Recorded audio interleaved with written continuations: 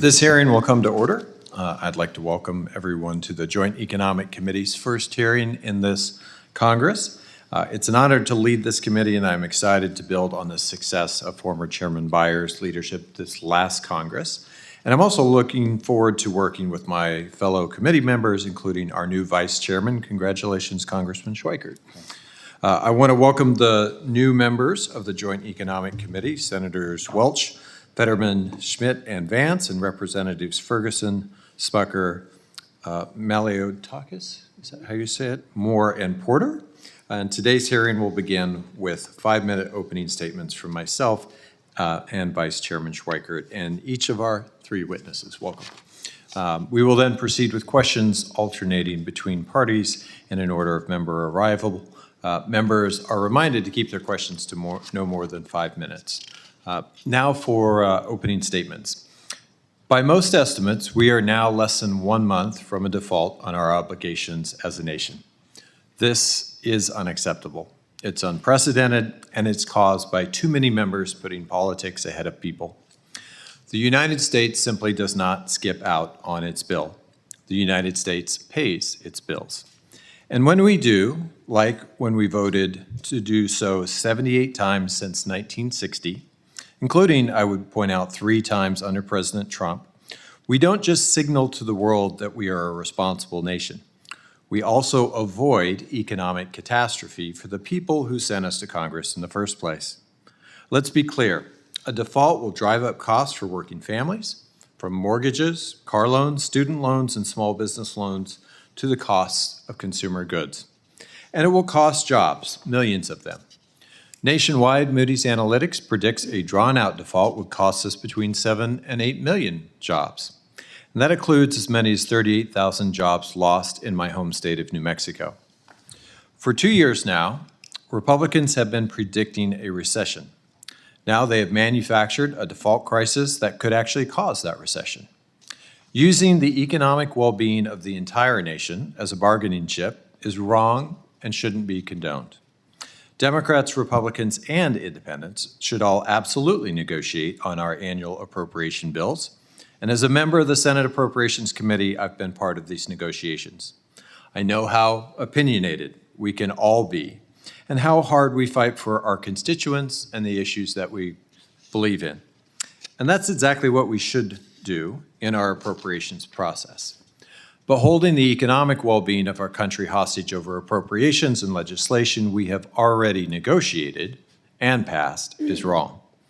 For one thing, I would welcome revisiting the Bush and Trump administration's tax cuts for the wealthiest of the wealthy, which contributed $10 trillion to our national debt. But that is not the question at hand. The question now is, will Congress avoid default? And with it, save the American economy? The answer must be yes. We must pass a clean debt limit increase and continue our economic recovery. The danger we are putting our constituents in if we fail to deliver on this fundamental responsibility is what we will explore in this hearing. And I will now turn things over to Vice Chairman Schweikert for his opening statement. Thank you, Mr. Chairman. First, just an off-the-script comment. Senator Heinrich and I are fairly friendly with each other. We are going to have these moments where we will differ. But in my early days of being on the Joint Economic Committee, this was actually an intellectually credible committee. Yes, we have partisan views. We have, supply-side Keynesian, whatever your underlying philosophy. I'm hoping as we continue to move forward, when it's our turn to choose a hearing, their turn to choose, that we continue to try to step up the quality, because at some point we have a moral obligation as well as a technical obligation to provide information for the construction of debt and policy. I do want to make it absolutely perfectly clear. Republicans are not walking us to default. And that's actually, we're misusing that definition as, I fear, a scare tactic. Please understand, 2011, and I have the quotes here if you want to read them, Standard & Poor's lowered the U.S. credit rating to AA+, based on the fiscal consolidation plan negotiated between the White House and Congress, because it fell short. If the actual quote was necessary to stabilize medium and long-term debt. That was 2011. The debt today is dramatically worse, dramatically worse. If you do understand, since January 20th, 21, when the new administration took place, we are now borrowing $4.4 billion a day. That's $50,000 a second since the new presidency. In 9 years, the math says over 90,000 a second. If you start to lay out the cruelty that means to retirees and most likely coming inflation, but also what we're doing to our young people. Mr. Chairman, and to everyone, the other thing is the discussion about Social Security. We need to actually have it. The math says in now 8.5 years, according to CBO's report 6 weeks ago, the Social Security Trust Fund is gone. CBO says a 25% cut to seniors. Is this committee, of all the committees, ready to deal with the moral implications of doubling senior poverty?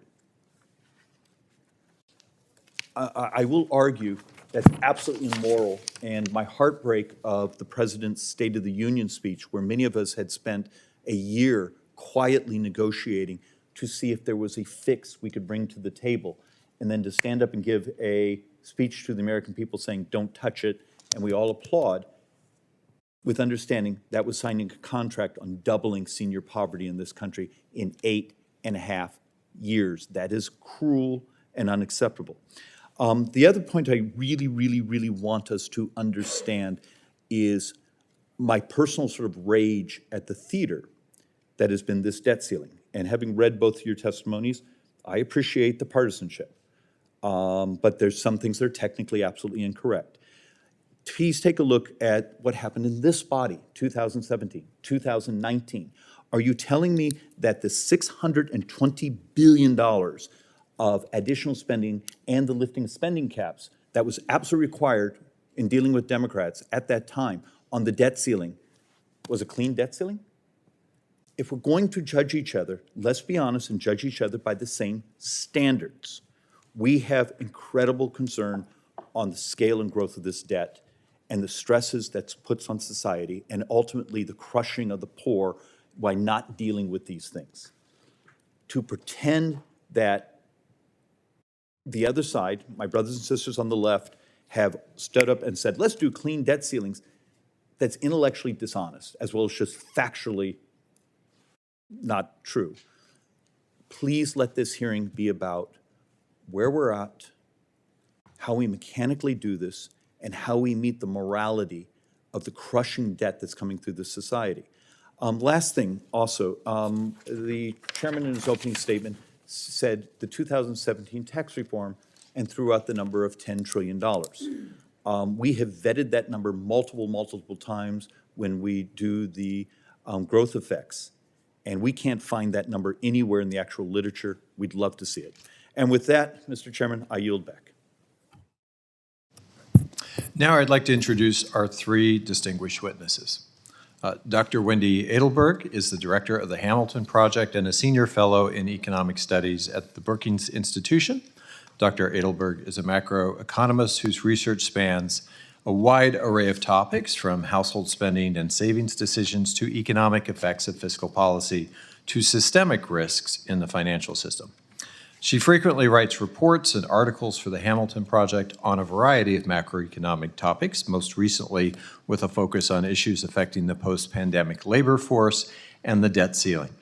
Prior to her time at the Hamilton Project, Dr. Edelberg spent more than 15 years working in the public sector, including as chief economist at the Congressional Budget Office, and also served at the Council of Economic Advisors and the Federal Reserve Board. Mr. Indi Dutta-Gupta is the president and executive director of the Center for Law and Social Policy. Prior to that, Mr. Dutta-Gupta was the co-executive director of the Georgetown Center on Poverty and Inequality, where he led work to develop and advance policy recommendations that alleviate poverty and inequality, advance racial and gender equity, and expand economic inclusion for all people. He also previously served as the Senior Policy Advisor at the Center on Budget and Policy Priorities and as a professional staff member on the House Ways and Means Subcommittee on Income Security and Family Support. The Honorable Mick Mulvaney is a co-chair at Actum LLC, a global consultancy designed to solve diverse public and private sector challenges. Mr. Mulvaney previously served as acting White House Chief of Staff and as Director of the Office of Management and Budget under the Trump administration. Prior to that, Mr. Mulvaney represented the 5th Congressional District of South Carolina in Congress. Dr. Edelberg, let's begin with your testimony, and then we'll continue in the order of introductions. The floor is yours. Thank you. Chairman Heinrich, Vice Chairman Schweikert, and members of the committee, my name is Wendy Edelberg, and I am Director of the Hamilton Project and a Senior Fellow at the Brookings Institution. The effects of a debt ceiling crisis are unambiguously negative, and they could be quite severe for families, businesses, and the health of the economy, even if Treasury continued to make timely principal and interest payments. To do that, Treasury would likely need to cut non-interest payments by 35%. Proposed workarounds, such as increasing borrowing despite the debt limit or prioritizing some non-interest payments, would bring chaos and create legal uncertainty and are not sustainable. The only effective solution is for Congress to increase the debt ceiling without delay, or better yet, abolish it. In my remarks, I will make 3 points. First, raising the debt ceiling gives Treasury the means to pay obligations that result from already enacted laws. It is not about allowing future obligations to be incurred. Second, if Treasury were forced to delay payments, the negative economic effects would be swift and would escalate. Third, the only solution is to raise or eliminate the debt ceiling. U.S. taxpayers owe people money because of legislation enacted in the past, in some cases 90 years ago. We owe interest to those who have lent to the U.S. by purchasing Treasury securities. We owe doctors and hospitals who have treated Medicare and Medicaid patients. And millions of people are entitled to benefits, including 4 million disabled veterans whose payments scheduled for June 1st are now uncertain. Because the U.S. runs a deficit, Treasury needs to increase federal debt to meet these obligations. Should the debt ceiling bind, the negative economic effects would risk triggering a deep recession. How bad it could get depends on how long the situation lasts, how it is managed, and how much investors lose their faith in Treasury securities. Would the stock market crash the first day that a payment is delayed? Would the Treasury securities market, the world's most important, function smoothly? Would there be a run on money market funds that hold Treasury securities? If people expected a short-lived impasse with full and timely payments on Treasury securities, it is possible that the initial response could be muted. However, even if the crisis only lasted a few days, the damage could be lasting. At the very least, investors would likely anticipate short-term interruptions in federal payments each time the debt limit nears, a significant escalation from their current expectations for negotiations to run right up to the last minute. If the impasse were to drag on, market conditions would likely worsen with each passing day, as optimism about resolving the crisis wanes and pessimism about a deep recession expands. Entitlement beneficiaries could face trouble with expenses such as rent and utilities, government agencies' work could be disrupted, and federal employees required to work because the federal government would not be shut down, wouldn't know how long their paychecks would be delayed. Moreover, because tax revenues would be dampened, the fiscal outlook and necessary cuts to spending would be exacerbated. The reputation of the Treasury securities market would be undermined. Up until now, the U.S. government has enjoyed a borrowing rate that is estimated to be lower by roughly 1/4 percentage point, meaning interest savings of more than $750 billion over the next decade. If just a portion of that advantage were lost by allowing the debt ceiling to bind, the cost to the taxpayer could be significant. And already, financial markets are concerned. For Treasury bills that are scheduled to mature in June, investors are demanding a significant premium of nearly 1 percentage point for the risk of not being paid on time. I want to be clear that none of the proposed workarounds would avoid the chaos that would ensue if the debt ceiling were to bind. If Treasury used a workaround to make all payments, it would be viewed as circumventing the will of Congress. It would bring legal challenges that would add to uncertainty, and it would roil financial markets. Indeed, legal challenges are likely no matter what Treasury does, as the law imposes contradictory requirements. Treasury is required to make payments, honor the debt, and not go above the debt limit. 3 things that cannot happen all at once. No action other than raising or eliminating the debt ceiling will prevent a debt ceiling crisis.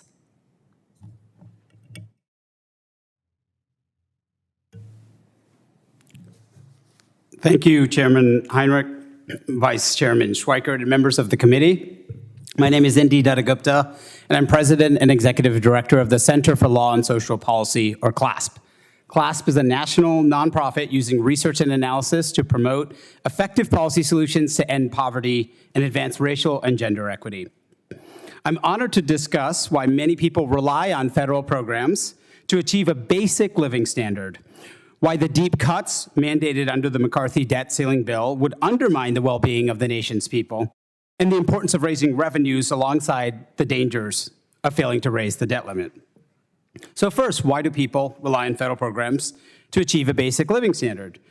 The United States suffers from an unusual number of low-paid jobs, ranking 39th out of 42 OECD countries. As a result, many who benefit from support programs are simply workers paid too little to make ends meet. This is particularly true for many women, Black, and Latino working people who are disproportionately employed in low-paid jobs. Others experience low incomes due to the hazards of life, including illness, disability, death of a family member, outliving savings, underemployment, intimate partner violence, and caring for a loved one. These life events are experienced across all races and classes, even if unevenly due to unequal wealth, social and cultural expectations, labor market discrimination, mass incarceration, and more. Now, fortunately, a vast array of empirical studies prove that individual programs like health coverage, food assistance, and cash assistance, and our social protection system overall help families with low incomes stabilize their lives, maintain employment, and advance in the labor market, as well as help their children thrive.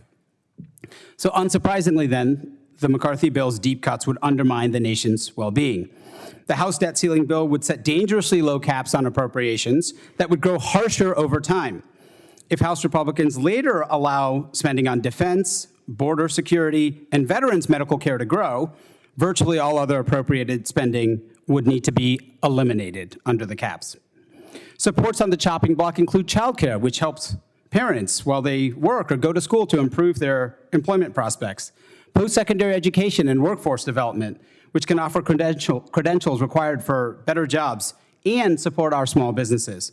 And food safety, public health, basic transportation programs that benefit everyone.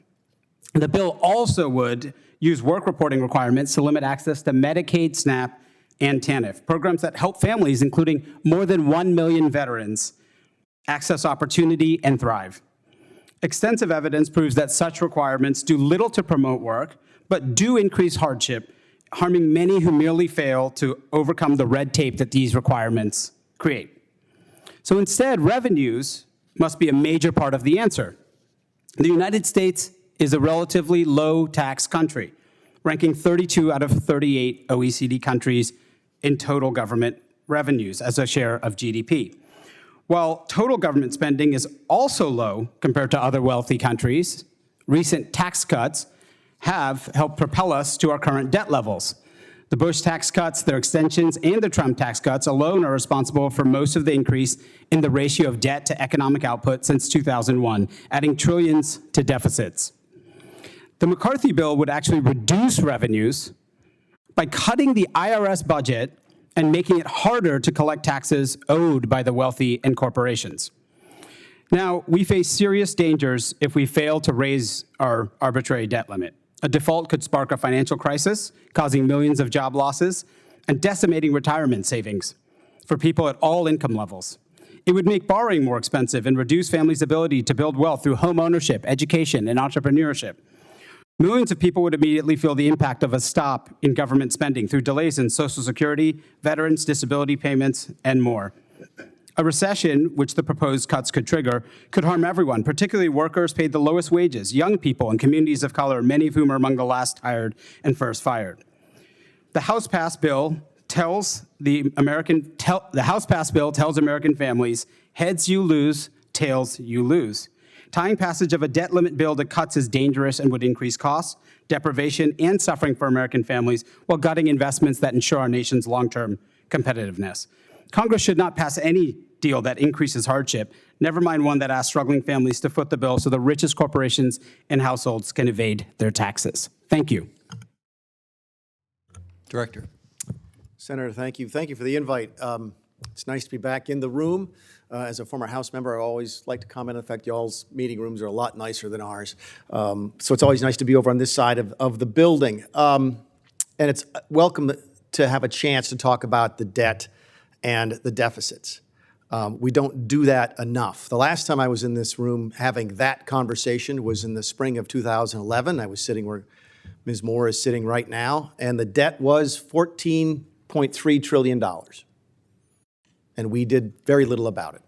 Today it's $31.4 trillion. We got there in large part because we don't have these discussions. There's never a good time to have these discussions. If you try to have discussions about the debt around the debt ceiling, people cry default.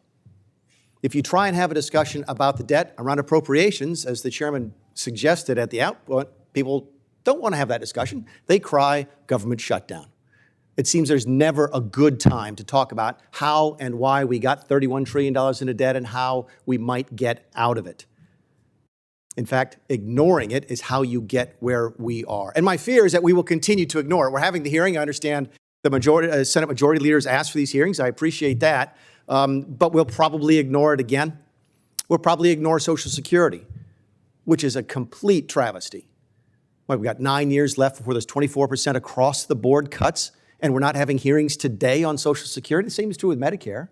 Ignoring these problems won't make them go away. If we need proof of that, look at what's happened since we sat in this room in the spring of 2011.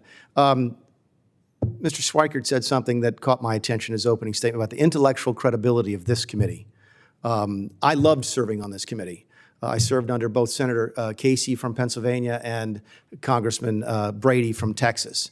And we prided ourselves on having really good and meaty intellectual conversations. We all know that hearings in this place can tend to become sensationalized. They can tend to become the type of things that people only go to in order to get their social media clips, to get their input that they need to raise money, that it's one giant charade after another. This committee was always different, and I hope it continues to be the case. We need to have intelligent conversation about the debt. There's not a single person in this room that I know of who is arguing for default. Not one. In fact, of all the people sitting in this room, there's a couple who've actually voted not to default. Not everybody, but some. I don't know of a single person in here who says, you know what, I think default would be a great idea. There are folks having discussions about what is a default. Is not paying the employees of the Department of Education, is that a default? Is that a default of an obligation, as the chairman mentioned?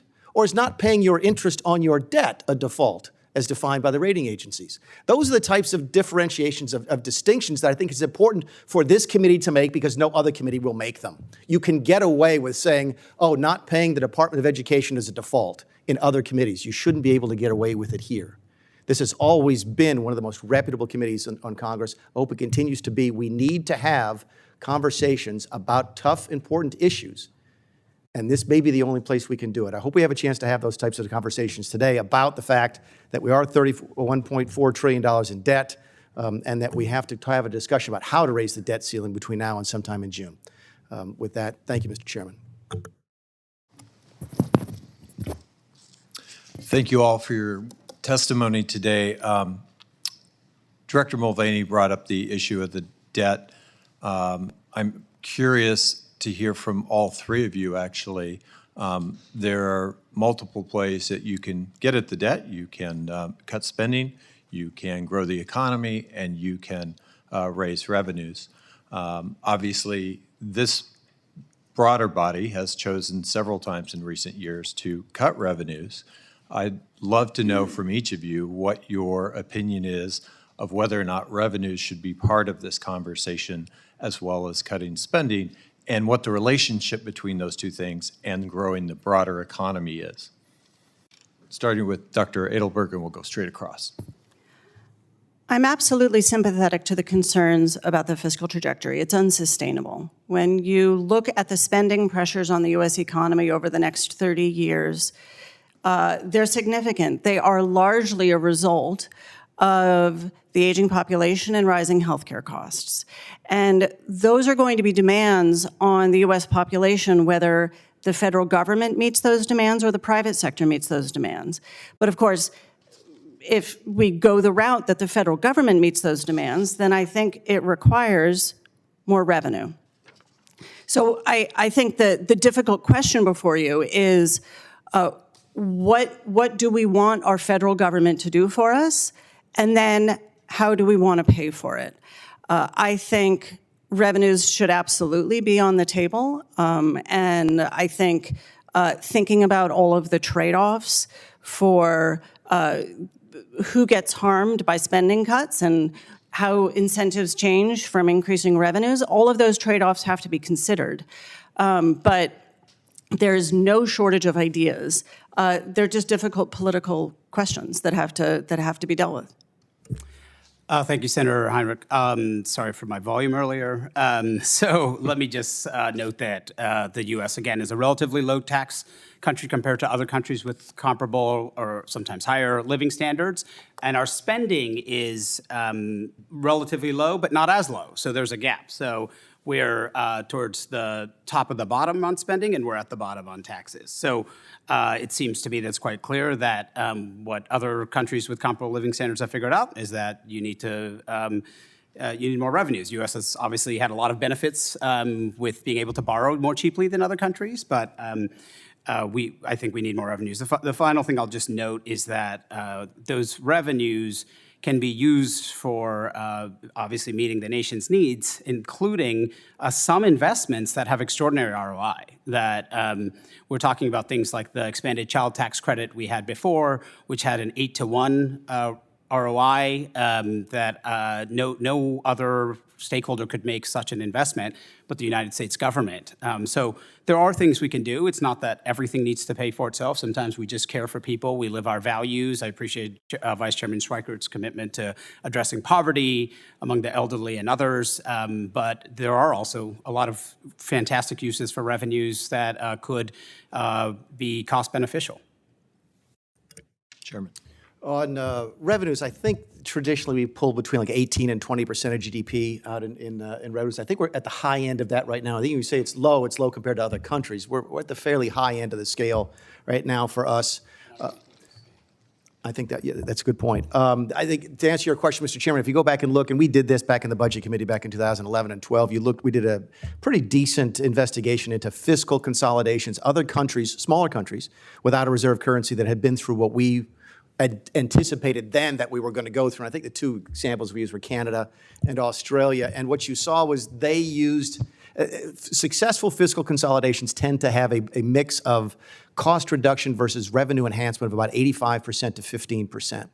And every time I say that, people say, oh, then let's raise taxes by 15%. I said, that's not the point. You can get all sorts of revenue enhancement from other things such as changing deductions and so forth. We did this in the 2017 Tax Act by limiting the state and local tax deductions and so forth. So the answer to your question is everything part of the discussion? I think traditionally successful fiscal consolidations are 85 to 15 spending versus revenue.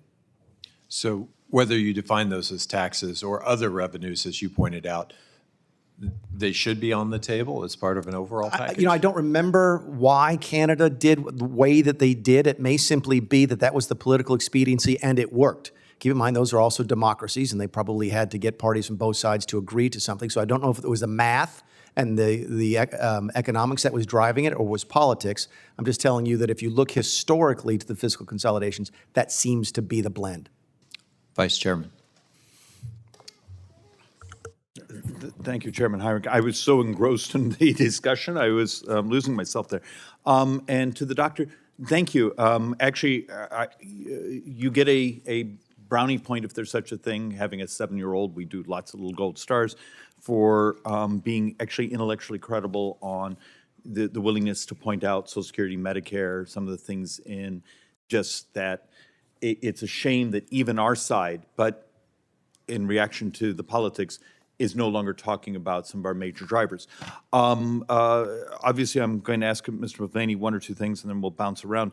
But for my brothers and sisters on the committee, between today and 30 years from now, back in the napkin math, $128 trillion of borrowing. 100% of that borrowing, 75% Medicare, 25% if we backfill Social Security. The rest of the budget actually is deemed to actually have somewhat of a positive balance.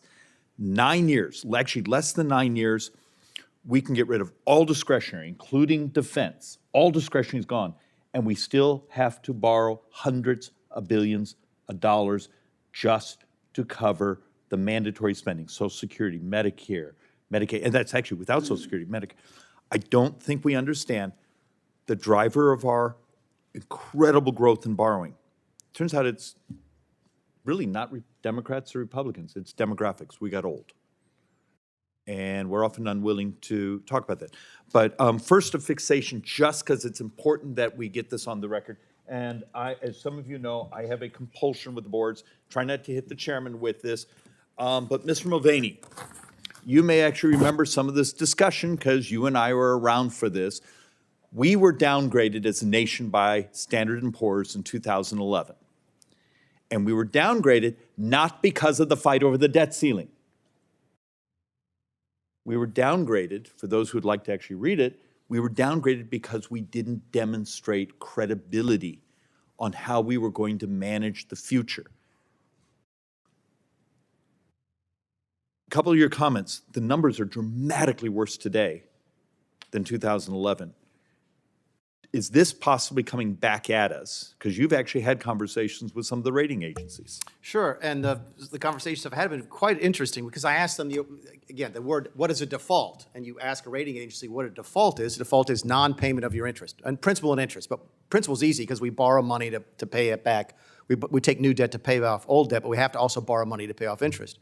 They do not consider not paying doctors for Medicare to be a default. It could be something that looks bad, but it's not a technical default.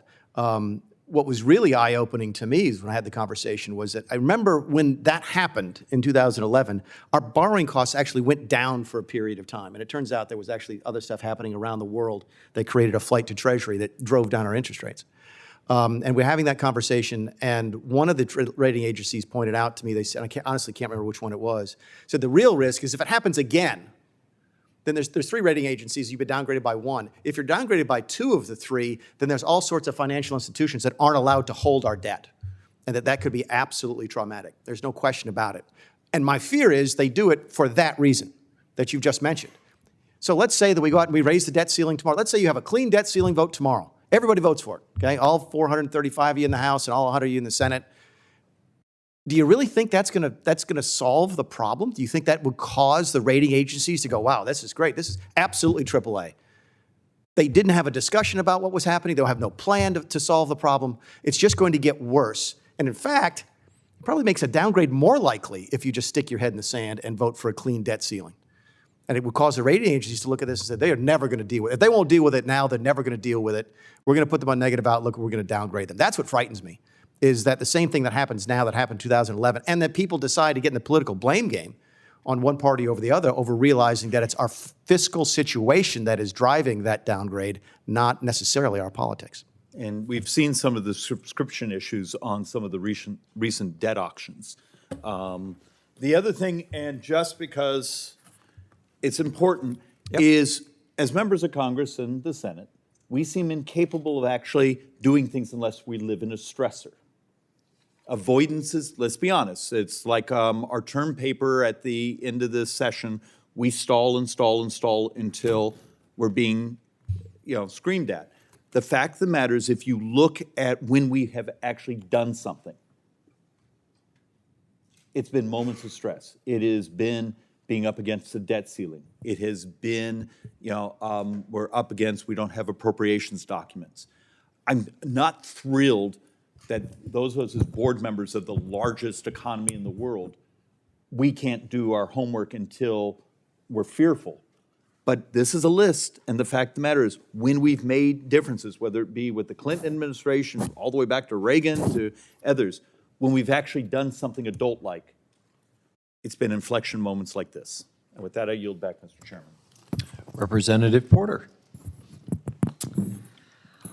Whether you're the United States government or a single mom like me, we all have things that we need to buy. Just like my kids need food and clothes, our country can't live without public safety, roads and bridges, and services like veteran health care and senior food assistance. There's another thing that I have in common with our government. I buy on credit, and I've never defaulted on my debt. Dr. Edelberg, given my credit history and that I've never defaulted, how might a credit card company assess my creditworthiness? You sound like a good risk. So let's say my credit card company has given me a card that allows me to buy everything I could ever possibly want. But because I'm fiscally responsible, I'm going to create a debt ceiling for myself. It's modeled on Congress. I am getting my debt, I'm going to set my personal debt ceiling at $1,000. I don't want more than $1,000 of debt. I want to be fiscally responsible, no matter how much my credit card company is willing to loan me because of my stellar credit card history. So I go to the store, and I have a lot I need to buy for my family. I fill my cart to the top. I get to the front of the store, and I ring up $500. I look at the bill. I reach for my card. I worry because I know I've already spent probably $1,000 in the last few weeks because of an ER visit, braces for my daughter. Dr. Edelberg, will my credit card company respect my personal $1,000 debt ceiling, or will this transaction go through? The transaction will go through. I hate to disrespect my debt ceiling, but my kids have to eat, they need their school supplies, their feet keep growing. So I swipe the credit card, the charge goes through. Now fast forward. My credit card bill arrives. It's more than my $1,000 debt ceiling. I call up my credit card company and I tell them, I've exceeded my debt ceiling. I'm not going to pay back the $500 above my debt ceiling, even though I've already spent it, even though my kids have already eaten the food, worn the clothes. Dr. Edelberg, will my credit card company accept this, my personal debt ceiling, as an excuse for why I'm not paying my bills? They will consider you in default. So my lender expects to be repaid, no matter what I set as my debt ceiling. If I decide to stick with my debt ceiling and I do default, you said they'll consider me in default, what's going to happen to me? They'll lower your credit limit, they'll raise your interest rate, they might even cancel the card. So I really have no choice here as a consumer, as a mom, to suspend my $1,000 debt ceiling and pay off the debt that I've taken. Buy the ticket, take the ride. I did the spending, I've got to pay it back. Dr. Edelberg, I'm confused because I thought that if I created a debt ceiling, that would make me fiscally responsible. Did it change my spending in this hypothetical? It might have slowed you down, but at the end of the day, you blew through your debt ceiling. Did it make me have less debt somehow to announce that I had a debt ceiling to the credit card company? Did that help me get my debt forgiven, or? It did not help you get your debt forgiven. Did it make me fiscally responsible? Did it help lenders think at least that I'm a good credit risk? Only if they thought it was credible that you were going to keep your spending under the debt limit, which apparently wouldn't have been a good assumption. Wow, this didn't work out for me. But Congress swears by this debt ceiling. In fact, it has gone through this exercise of changing or suspending the debt ceiling 78 times since 1960. Dr. Edelberg, given 78 times of this debt ceiling that we think is going to somehow curb our budget decisions. Has the United States lowered its debt? This didn't work for me in this hypothetical. Has it worked for the US? There's no evidence that the debt ceiling has led to lower federal borrowing, no. So I must be missing something. If having a debt ceiling didn't do anything for me, and it hasn't worked for the United States, what is its purpose? It served a purpose a long time ago to actually try to make things easier, not harder, for Treasury to pay the obligations on time without jumping through hoops. It now serves no purpose. It should be abolished. So you're saying that now that we actually have computers and can keep track of what we owe and when we're going to owe it and make model to anticipate revenue and when it's coming and how we're going to meet our bills, this is just doing as little good as my personal hypothetical $1,000 debt ceiling? We now have extraordinary transparency over how much Treasury is borrowing, what securities they're issuing, what their timetable is for issuing those. The debt limit does not serve a useful purpose. Thank you. I yield back. Representative Estes. Thank you, Mr. Chairman, and thank you to our witnesses for being here today. You know, our country is again racing towards a debt ceiling. You'd think that President Biden would take the negotiations seriously, but unfortunately, he's taken 97 days to get together with Speaker McCarthy. As of right now, the only plan passed by either chamber to raise the debt limit is the House Republicans' Limit, Save, Grow Act. Unfortunately, reaching the debt limit, as mentioned earlier, isn't a new problem. It's one we repeatedly face and will face again unless we act to get our spending under control. Let's start with some basic facts we can all agree on. Our national debt's $31.4 trillion. We're borrowing one out of every $5 the federal government spends, which means we're borrowing about $50,000 a second. When my time at the hearing's done, we'll have accumulated nearly $14 million more in debt.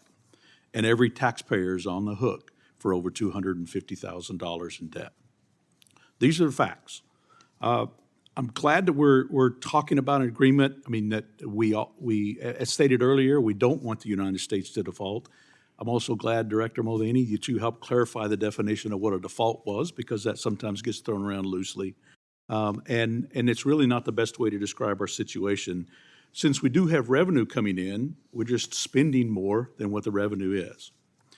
And the budget proposed by President Biden adds another $17 trillion to the deficit over 10 years. Think about that. Another $17 for over the 10 years would make our debt about $50 trillion. The sticker shock of the deficit spending only gets worse. If the government borrows $1 million today, the total cost to the American taxpayer is more than $2.3 million by the time that 10 years is up, because there is no plan to repay that money. And while the president proposes borrowing the mass sums of money, he's also included taxes as part of that, which is going to slow down the economy, which will impact the amount of tax revenue that comes in. You know, one of the things, even one of the Democrat witnesses in the House Budget Committee hearing last week admitted that people making less than $40,000 would need to pay more in taxes to help cover the cost of some of those wide-ranging spending policies from the Biden administration. And as we talked about earlier with tax cuts, one of the things I want to mention is, thank goodness for the Tax Cuts and Jobs Act in 2017. As we've seen now, actual tax revenues are coming in higher than what the Congressional Budget Office projected.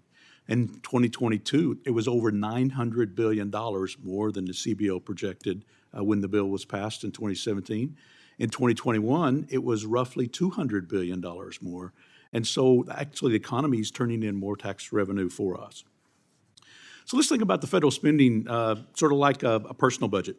If someone's making $48,000 a year, but spends $63,000 a year and carrying a $314,000 on a credit card, you think it's fiscally responsible for that person to go get another $15,000 on the credit card just to spend over the next year, just so they can overspend their debt limit?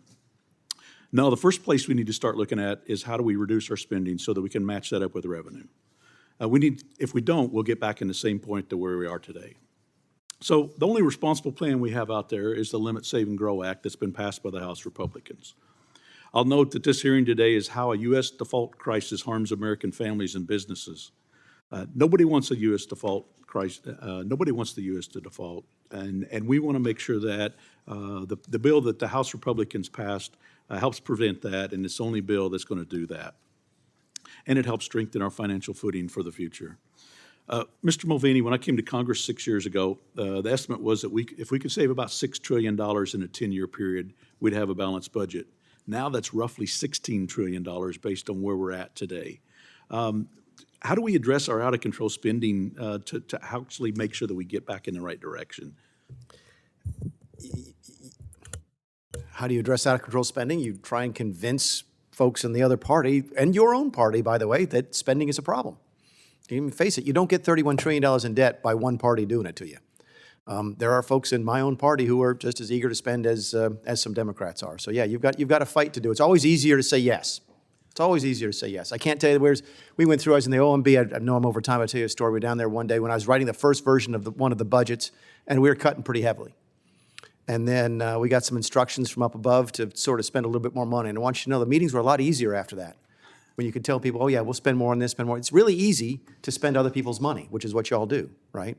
So you have to sort of figure out how to do the right thing and realize that you're spending your grandkids' money and not your own. That's right. Make those tough choices. Thank you. I yield back, Mr. Chairman. Senator Klobuchar. Thank you very much, Mr. Chair. I started my day-to-day meeting with small businesses, and Dr. Edelberg, could you talk about what a default would mean for small businesses and access to credit? I can, and I should say when I use the word default, I really do actually think it can be used in two different ways. I try to be very clear when I mean defaulting on the national debt. I think that would have extraordinary effects on financial markets and quite immediate. I think also defaulting on obligations would also have an effect. I just have only 4 or 5 Fine. minutes. So. So I just want to, that's what I mean by default. I think, yes, we would see a sharp loss of confidence. I suspect that small and large businesses would immediately postpone any plans that they had to expand or hire. Okay, very good, but not very good for them. Why don't we turn to the bank failures that we've seen recently?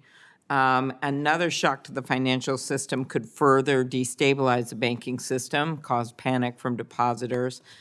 How could a default, as you defined it, impact the banking and financial system, and what would a default affect access to credit for consumers? Oh, absolutely. So commercial banks, the deposit institutions, have about $2 trillion of U.S. Treasuries on their balance sheets. Financial institutions more generally have $4 trillion. If the value of those securities were sharply hit after a default just on obligations, on non-interest payments, that could have cataclysmic effects on our banking system. Okay. And then, Mr. Datta-Gupta, on Monday, Secretary Yellen updated Congress. She said the federal government would run out of funding as soon as June 1st. That's in just 15 days. In your testimony, you state that a default would likely trigger a recession. What factors from the default do you think would be most harmful to the economy? And could you explain how even a short-term, what they call short-term default, if then something changed in even a few days or a week, how that could still impact the economy and the financial system? Yes, thank you, Senator Klobuchar. So according to estimates from the Council of Economic Advisors, a default could result in the loss of over 8 million jobs by the end of summer. The unemployment rate could more than double to 8.4%, and $10 trillion in household wealth could be wiped out. Real GDP could shrink by 6%, and the stock market could plummet by nearly half of its current value. Mm-hmm. And the short term, I talked to Mark Zandi this morning, and he was stressing how even this brinkmanship can start causing problems if we're unable to reach some kind of a agreement, or simply reach an agreement that we will discuss this on the budget, which is where it belongs. That's right. We saw Vice Chairman Schweikert's quote from before that used the word brinkmanship, which can cause a lot of uncertainty. People will be reluctant to take measures they would have otherwise investing, whether it's a small business or even families potentially. So you would see effects sort of pervasively throughout the economy, even for a short-term default. And do you want to address that, Dr. Edelberg, when it comes to, say, mortgage rates or the like? Oh, so, I mean, we already see that anyone who's holding a Treasury bill that is scheduled to mature in the first half of June is now demanding a premium of nearly 1 percentage point. And so and that's just a taste of that's just what brinkmanship would bring about. If this crisis were to actually reach the day where the debt ceiling binds, the effects on interest rates, I think, would be more chaotic and more abrupt.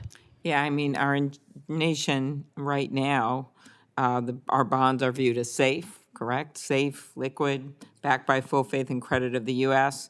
I just remember back in 2011 when Congress waited until the last possible day to avoid a default. One of the credit rating agencies downgraded the U.S. from AAA to AA+, which cost the country nearly $20 billion in increased borrowing costs. Is that correct? That sounds right. And can you explain how an actual default would impact the credit rating and borrowing costs? So I think even if Treasury were able to make the principal and interest payments, I think financial markets would be roiled for several reasons. One, it's not at all clear that Treasury is legally allowed to prioritize principal and interest payments over non-interest payments. So I think the legal challenges would come right away. So I don't think anybody holding a Treasury security would feel terribly comforted that at least for now they were getting paid. I think that the credit rating agencies would have no choice but to re-estimate how safe they think U.S. Treasury securities are, simply if non-interest payments were delayed. Okay, thank you. Representative Smucker. Thank you. Thank you, Mr. Chairman. I appreciate the opportunity to be a member of this committee. This is my first hearing with the committee.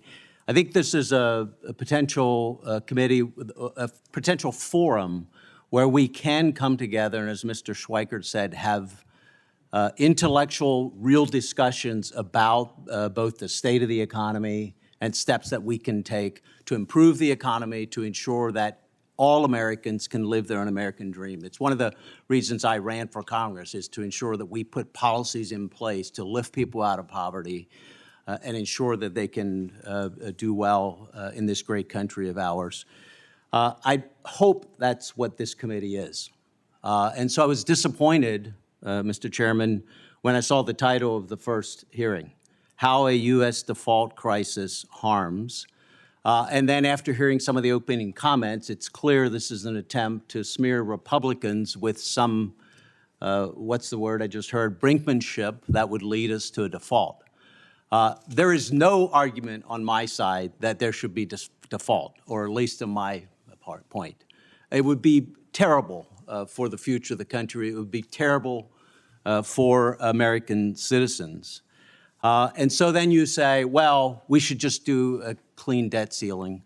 But I want to remind folks, that's a hollow argument, because in 7 of the last 10 debt ceiling increases, there were changes, there were budget reforms made. 13 times since 1985 that happened. That's the norm, not the exception. And I also want to remind folks that the only group, the only party in this discussion that has done anything to raise the debt ceiling has been the House, where we have a bill in the Senate now that could be advanced, that would raise the debt ceiling, could be signed by the president today, within the next hour, if they chose to do so. If you don't like the provisions of the bill, then tell us what you do like. And that's what we've been asking the president to do for the last months. And after he said he won't negotiate, now negotiations are taking place as they should be and as is the norm. You know, I serve on the Budget Committee as well, serve on Ways and Means Committee, and am focused on trying to correct the trajectory that we're on.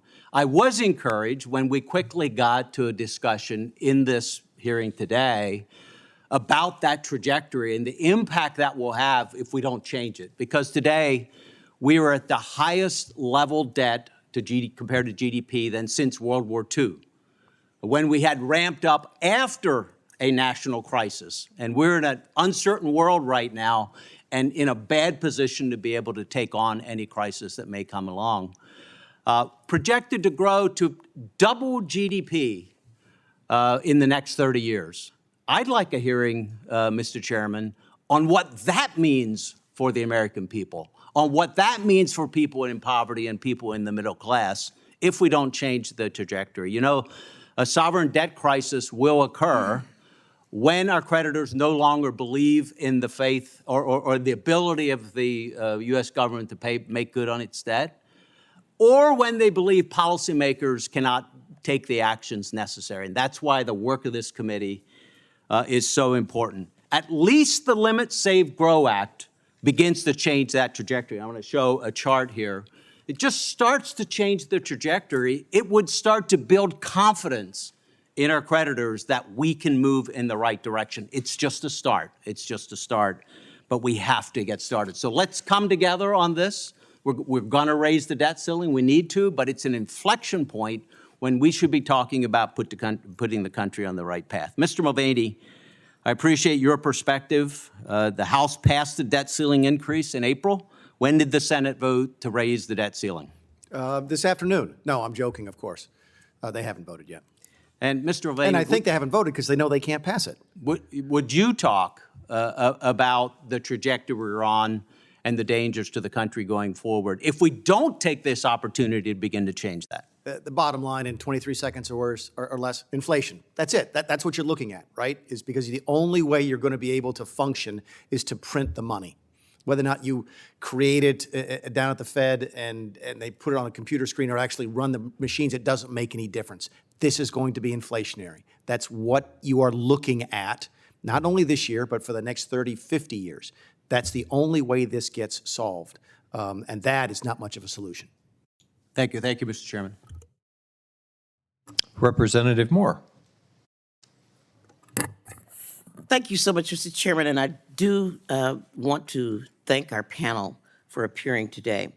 I've been in Congress for a little while. I remember serving with Mr. Mulvaney, and I've been around during some of this, and I guess I won't call it brinksmanship in order not to incur any wrath of anyone, but these so-called debt negotiations. And I do remember when Barack Obama was around, really sort of being forced to restore some of the Bush tax cuts in order to come to an agreement on raising the debt ceiling. You know, under former President Trump, we raised the debt ceiling by $10 trillion, just under him. And then with the Bush era tax cuts, the unpaid for wars, we have really increased the debt a lot for things like that. The question I guess I have for you, Dr. Edelberg, is have the tax cuts that have promised so much in terms of trickle down and in terms of revenue raising, have they been commensurate with the GDP, with the growth in GDP? So the tax cuts that were in the 2017 Tax Act on net increased the deficit by about $2 trillion. All right, so the claims that they just somehow just lifted our country have not borne themselves out yet. All right, the question that I have for you, Mr. Datta Gupta, you said, I'm just trying to recall what you said about the United States being 39 out of 42 in the OECD countries in terms of, you talked about it in terms of work requirements. Can you please remind me of what you you said? Absolutely, Congresswoman Moore.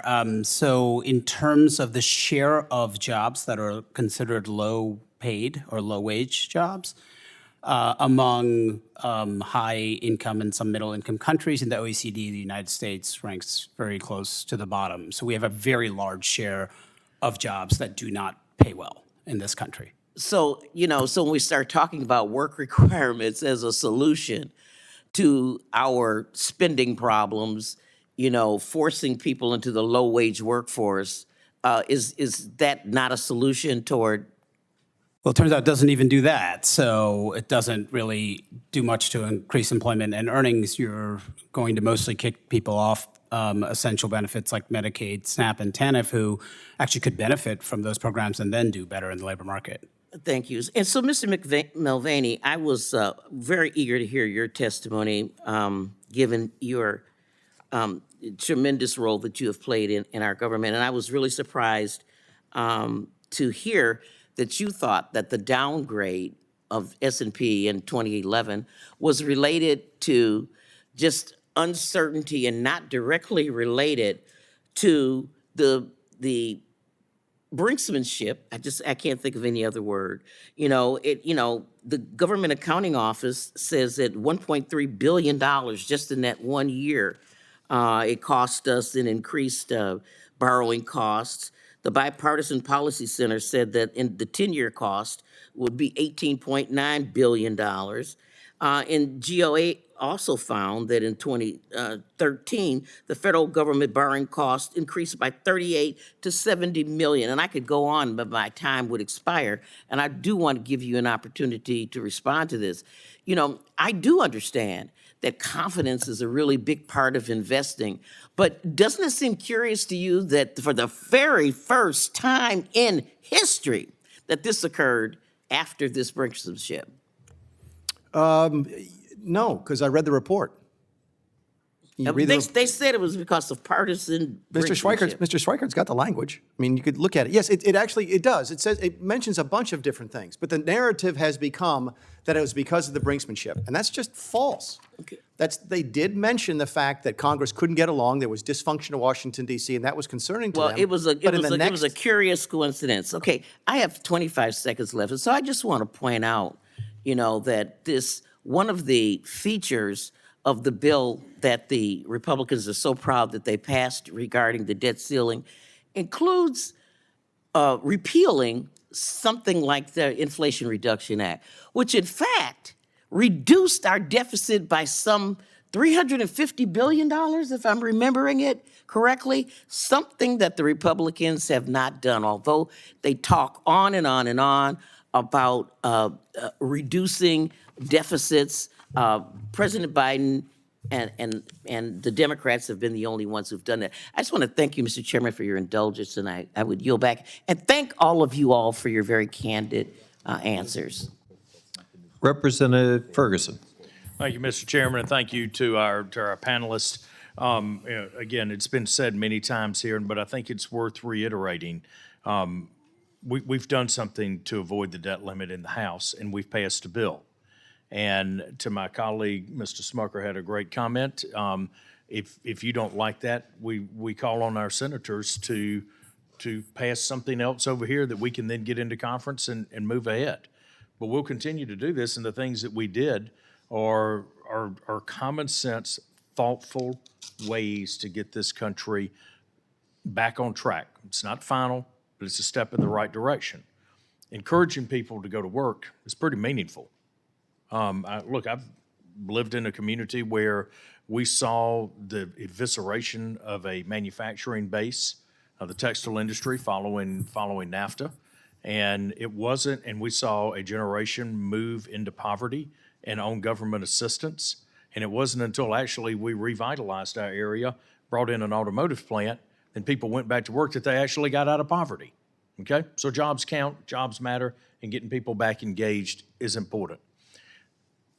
Rescinding money for a pandemic that is no longer here and a public health emergency that has been declared over, that's pretty common sense, right? I mean, why would we keep that money there when the pandemic is over and that's what the money was for? Let's pull that back. And when you look at the spending levels that we're recommending, the first step of that is fiscal year '24 spending would be at fiscal year '22 levels, which is exactly where we are right now, and the world has not fallen apart. And I think when I look at where we are with our energy policy, it makes no sense to continue to burden and punish American families with high energy costs when there are some very thoughtful bipartisan things that we can do with permitting reform that makes sense to get our country back on track from an energy perspective. And then, you know, when I look at those things, these are things that make sense to Americans. And by the way, putting in something like the RAINS Act, which simply says that if an agency puts in a regulation that has more than $100 million impact on the economy, we should have a say in that. It's pretty common sense stuff. These aren't draconian cuts. This isn't crazy stuff that folks have been talking about. But I think that the House plan is something that, if, again, to my colleagues on the Senate side, please send us something else. If you don't like that, sitting there saying a clean debt limit, if you can pass that, pass it. We'll have a discussion about it. But make no mistake, House Republicans have voted to raise the debt ceiling. We're just simply waiting on the rest of Washington to catch up with us. Mr. Mulvaney, we've heard a lot about raising revenue. One of the proposals in the president's budget, President Biden's budget, is to raise the corporate tax rate from 21 to 28%. How much revenue would that raise over a 10-year period? I have no idea. My guess is probably zero. Okay. Dr. Edelberg, real quickly, you got a number of how much money that would raise, going from 21 to 28% over a decade? Is that $100 billion? Is that $1 trillion, 1.2 trillion? I don't have the number with me, but there are certainly estimates out there. Okay. And I think that change was also proposed to be made alongside a host of other changes that would I'm reclaiming my time. I'm just saying, you're talking about raising revenue here, right? that would raise revenue. Yes. All right. So if we're talking about raising revenue and going up from 21 to 28%, probably raises what, about 1.2, 1.5 trillion dollars. I'm looking down at my colleague from Arizona who does a whole lot of math real quickly in his head, but it's probably about $1.5 trillion, right? So if we're asking our job creators and our innovators, our companies in America to pay a 28% rate in order to raise revenue, then why in the world would we turn around and allow them to escape their tax liability by giving them a $1.2 trillion green energy tax credit? Director Mulvaney, is this something that makes sense? That's where I get you to zero. I mean, you're playing with tiny numbers. That's not the corporate tax doesn't generate enough money to worry about. It doesn't. Where's the money? The money is on income taxes on the middle class. That's where the money is, right? There's an old saying, why do you rob banks? Because that's where the money is. If you're going to do this by raising taxes, you have to do it on the middle class. And nobody wants to do that. You shouldn't do that, right? And the downside of doing that is it makes America less, of raising it on our job creators, is it makes us less competitive in the global Which economy. also makes the middle class less able to pay taxes. So yeah, Mr. Chairman, I yield back. Thank you. So I am going to pass the gavel over to Representative Beyer, who is going to preside as I go to the Senate floor to vote. Thank you. Representative, good to see you. Senator, have a great time. Great to see you. Well, At least feels more normal. it does, yeah. Thank you for being here, and I really appreciate it. It's been fascinating listening to you and also listening to my friends here on the dais. Director Mulvaney, I was fascinated by your comment that every time we get near a debt limit, we cry default, and every time we get to a budget omnibus, we cry shutdown. So let me make a couple of quick points and move on. Number one is there is a solution on Social Security. In fact, there are a number of solutions. The one that I'm favor is John Larson's Social Security 2100 that he's been pushing for a number of years that makes it viable through the end of the century and raises benefits for the people at the very lowest end.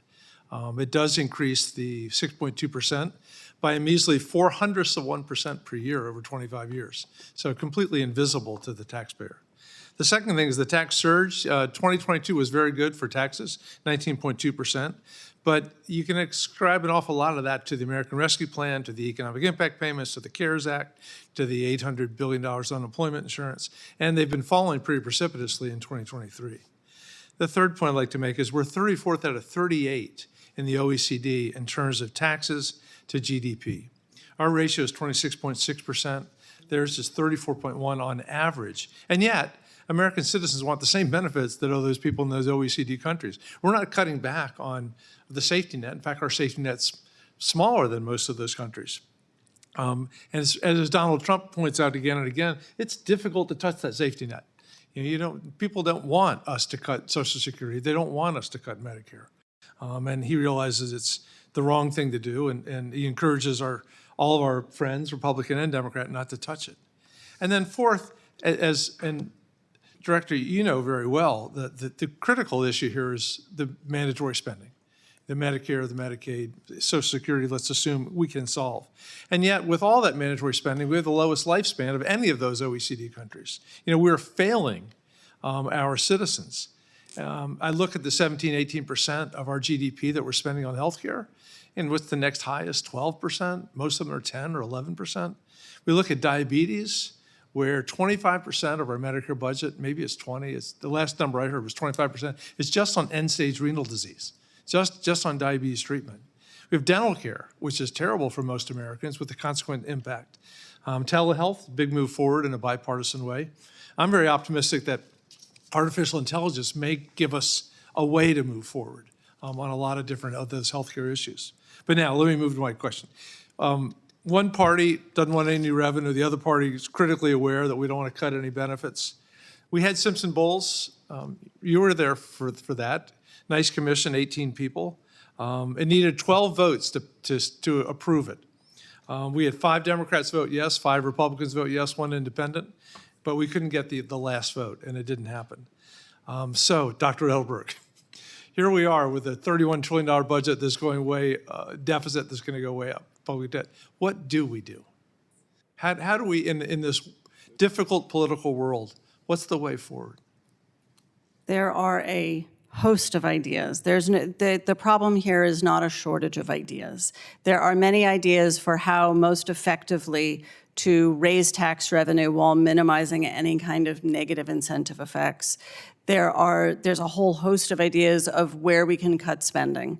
I think one of the reasons why this is so politically challenging is that the direct economic effects of having higher debt are actually rather modest. So I believe the empirical models that show that higher debt as a share of GDP raises interest rates and crowds out private investment. But take the significant reduction in debt as a share of GDP under the GOP's plan, the sign was put up. CBO's projections are that GNP per person will rise from $78,000 to $88,000 per person in 2022 dollars under the baseline through 2033. That very significant reduction in debt as a share of GDP would mean instead of rising to $88,000 per person, it will rise to $89,000 per person. These effects are moderate. And so the trade-offs are hard, and it makes the politics hard. Thank you. My friend, Mr. Schweiker's pointed out the Medicare, 31% of Medicare costs are diabetes right now. Astonishing. One last quick idea. I had dinner with Martin Wolf the other night from the Financial Times, who has been in his latest book, he's done a whole chapter to citizen juries. The idea that in our very polarized political world, it sometimes makes sense to go get a bunch of citizens randomly picked, put them together for a year studying the thing, and come up with a bipartisan, not even bipartisan, a citizen, and then present it to the Congress where we get to vote yes or no on it, as opposed to the eternal fights that we always seem to have. I hate to interrupt, but wasn't there some famous American one time who said he'd rather be governed by a random selection of 400 people from the DC phone book than by the elected officials? Looking at Mr. Lee, who was that? It's a famous libertarian. I can't remember who it was. No. With that, I yield back to myself and recognize Senator Lee. You see the things you start. I think it might have been Bob Murray, not Bob Murray, Charles Murray. I'll look it up while you're doing, but yeah, Yeah. I think it was at Cato, but yeah, they'd rather be, no, it might have been, well, anyway.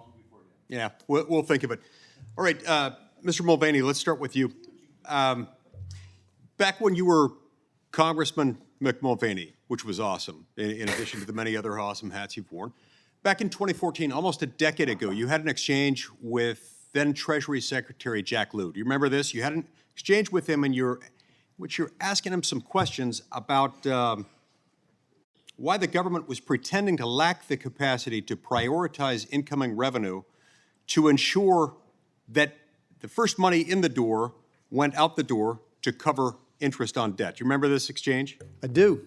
Now, do you recall, and can you provide some thoughts as to why Democratic appointees in both the Obama administration and now the Biden administration, particularly in their Treasury departments, so consistently, so defiantly refuse to state that bondholders will be paid in full if, in fact, we go past the X date? My professional opinion is that it's leveraged politically. It's leveraged politically. Did they provide you an answer at the time? I don't remember what the answer was. But what you did not hear from them was any legal reason or any mathematical correct. reason or any financial reason why they couldn't and shouldn't, and under the 14th Amendment wouldn't already be required to, pay first those creditors whose payments have become due. The explanation I've always heard, at least since, there used to be an argument back when I first got to Congress that it might not be legal, but I think we put that aside now. I heard Dr. Edelberg mention it, but I'm pretty sure there's a GAO report from the 80s that makes it clear it's okay to prioritize, at least it's legal. The argument I've heard ever since that is that they're simply not capable of doing it from a technological standpoint. Their systems don't allow it to do that, but they've taken no steps to change the systems. Now, you referred a moment ago to when you first got to Congress. I believe you and I were both elected in the same year, back in 2010. We arrived here, were sworn into office in our respective chambers in 2011. We had a debt ceiling fight back in 2011. Remember that one? I do. Yeah. That one was memorable. One of the many things that was interesting about it, and somewhat memorable that's been brought up here today, is the downgrade, a downgrade that was issued. Do ratings agencies downgrade people for not borrowing enough? No. Did they then? No. Did they downgrade us specifically because we were not eager to raise the debt ceiling without significant conditions attached to it? My understanding from reading the report is that the primary reason they downgraded us is we had no plan to fix our fiscal condition going forward. Even though keep in mind, they downgraded us after we cut the deal. So we had raised the debt ceiling and still got the downgrade because they looked at the deal we cut and said, you know what, that's not even close. So in other words, they weren't satisfied that we had an adequate plan moving forward to reduce overall debt. And we still don't. And yet to this day, for the last 12 years, it has become an almost accepted trope, an almost accepted narrative as if it were canonical scripture, that we got downgraded because we were not so eager to increase the debt ceiling that we were willing to increase the debt ceiling without a plan moving forward. In fact, it's quite the opposite of how it's often characterized, isn't it? It is. In fact, I don't believe that any of the Democrat committees have ever asked the rating agencies to come in and talk about why they gave the downgrade. Gee, I wonder why that is. Now, there are reasons, of course, why these things matter, because what is it that happens to us if we continue to punt it, if we continue to kick it forward, we continue to increase the debt ceiling, continue to increase the percentage of debt, the debt as a percentage of GDP, without addressing the underlying spending problem? What does that ultimately do? And what does that do to our actual risk of an actual default? My fear is that the same thing happens to us on debt that has happened to us on modern monetary theory, which you don't hear much about anymore in the last couple of weeks or the last couple of months since we had inflation. Remember that theory that you could just spend as much money as you wanted to and it doesn't make any difference? I do, and I'll be darned, it turned out not to be true. It turned out not. It's true until it's not. And all of these theories about, debt to GDP doesn't really make any difference, which Dr. Edelberg has mentioned here today, might be true until it's not. And then what do? Then you're already, we have no plan to get out of the debt. Listen, I have nothing but respect for Mrs. Porter. I served with her for Representative Porter, and she told a wonderful little analogy about her credit card, but I'll bet you there's a significant difference. I bet you she has a plan for how to pay off her credit card. We have none. Indeed. We do, however, have a plan. We have a plan that was passed by the House of Representatives, a plan that would bring down our debt by $5 trillion over the 10-year budget window, with something in the neighborhood of around $1 trillion, depending on which accounting method you use, a little over or a little under $1 trillion in the first year alone. It would do so in a way that would help us approach this debt issue more responsibly. To date, it is the only plan on the table. It is the negotiation. People say, well, it still needs to be negotiated. Right now, it is the negotiation. Because for 100 days, President Biden refused even to speak to Speaker of the House Kevin McCarthy about this, insisting all the time, all the while, that he would take nothing less than a clean debt ceiling increase.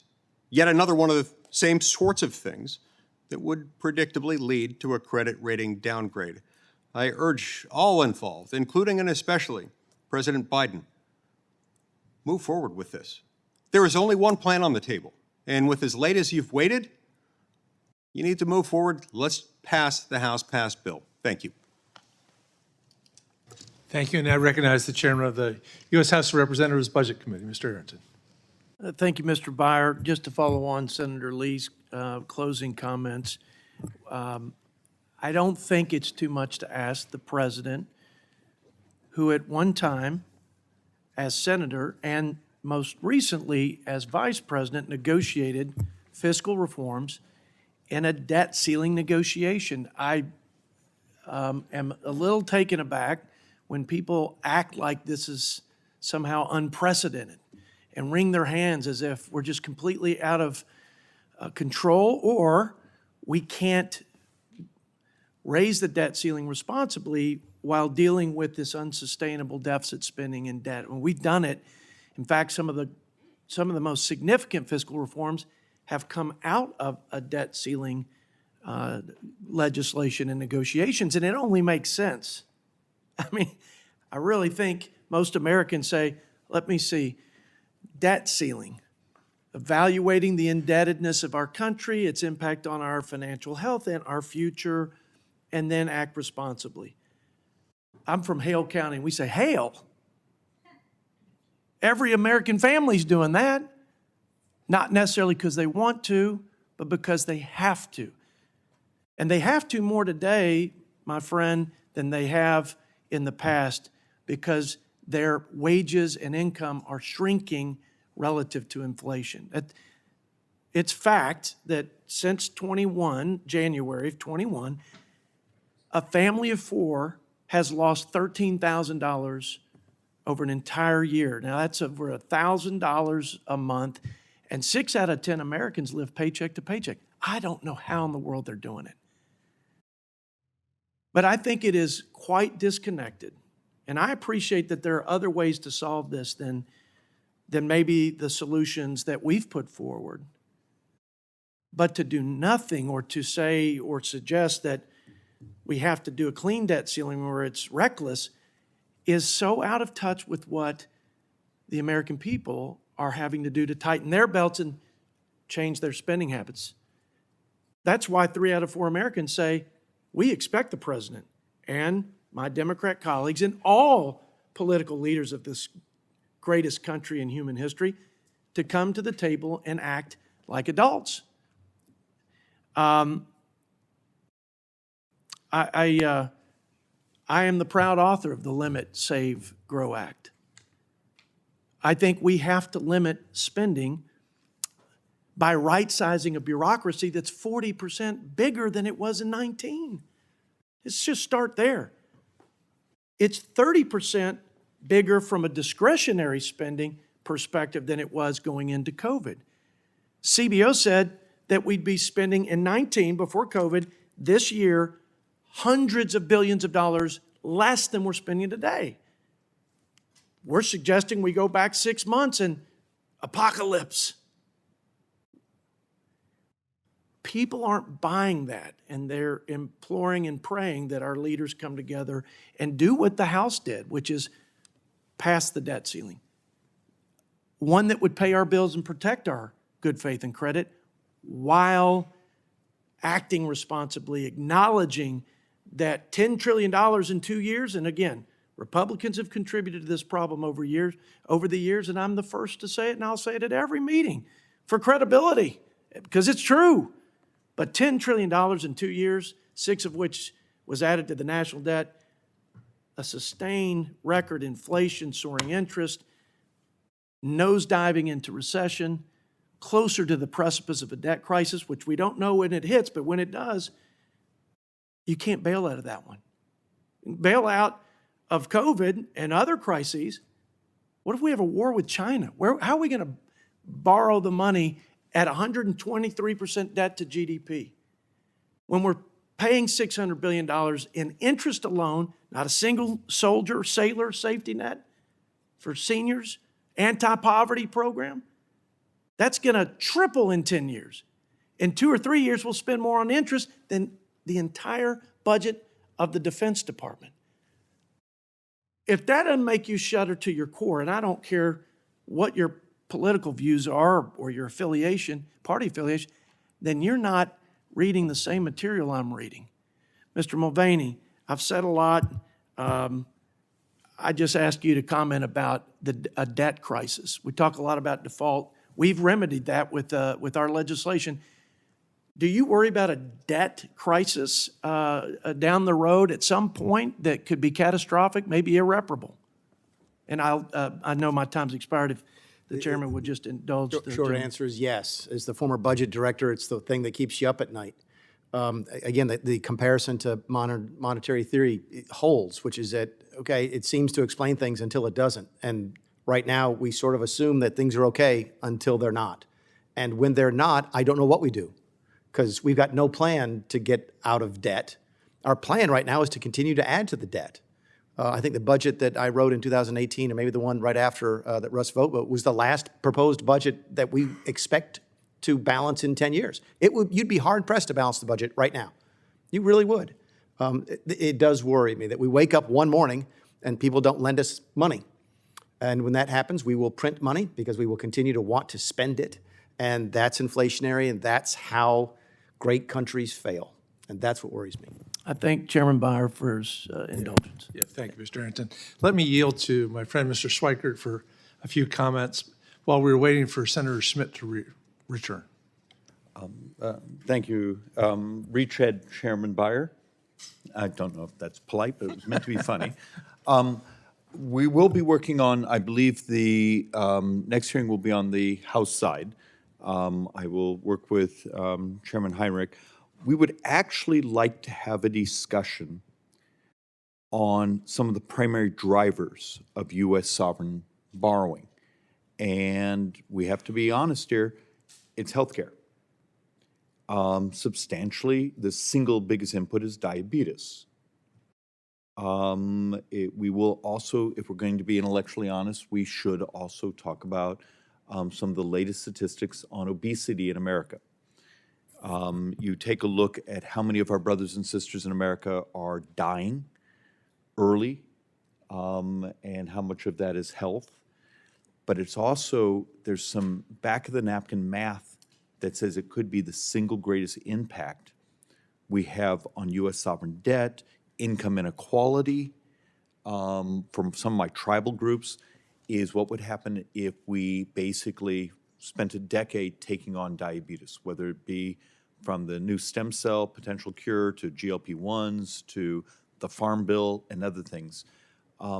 There are ideas out there, and the beauty of that discussion, we haven't turned that one partisan yet. It's not, is caring about people and, you know, obesity and diabetes, is that Republican or Democrat? At this point, it's just moral. So please, if anyone has input to those of us, please send it our way. Yield. Thank you, Mr. Schweikert. Now recognize Senator Schmidt for his comments and questions. Thank you. Mr. Duda Gupta, I wanted to follow up on a couple of things. And you know, in your written testimony, it talked about you object to any repeal of the so-called Inflation Reduction Act as ill-advised. Is that accurate?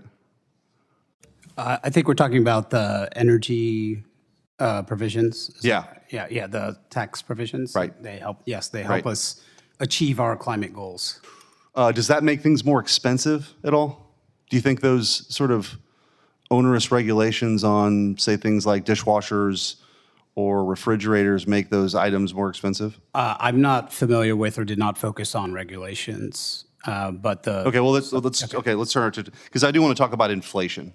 So I think there's no way you could argue that the amount of money that we have spent in the last couple of years hasn't contributed to inflation. You would agree with that, right? I think throughout the world, yes. Well, no, I'm talking about in the United States. In the federal, in this Congress or the previous Congress spending money in the United States, you would agree with that, right?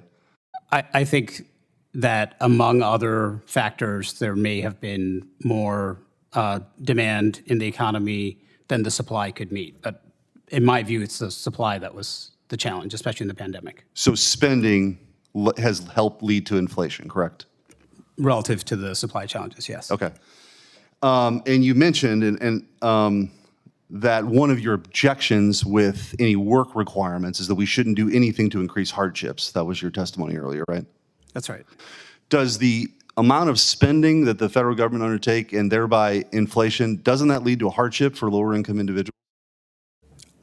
All other things being equal, inflation can be harmful to lower income individuals, but we've also, for the first time in recorded history, completely closed the black-white employment gap and had the lowest unemployment rates in half a century.